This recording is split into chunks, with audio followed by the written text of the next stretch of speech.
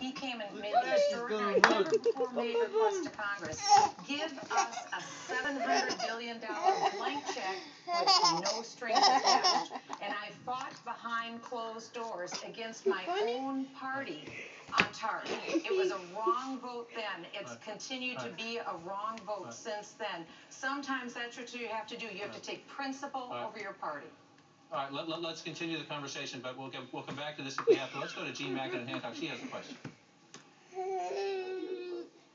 Thanks, John. This question goes out to Speaker Gingrich. Next month, the Space Shuttle program is scheduled to retire after 30 years. And last year, President Obama effectively killed government-run spaceflight to the International Space Station and wants to turn it over to private companies.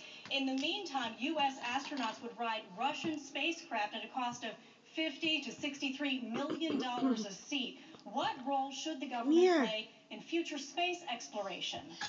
Well, sadly, and I say this sadly because I'm a big fan of going into space and actually worked to get the shuttle program to survive at one point. NASA has become an absolute case study in why bureaucracy can't innovate.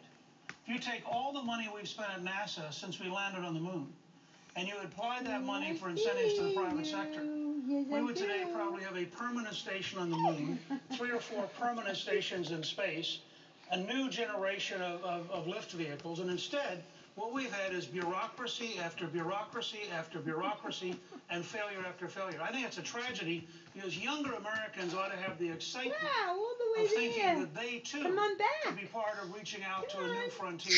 You know, you'd asked earlier, John, about this idea of limits because we're a developed country.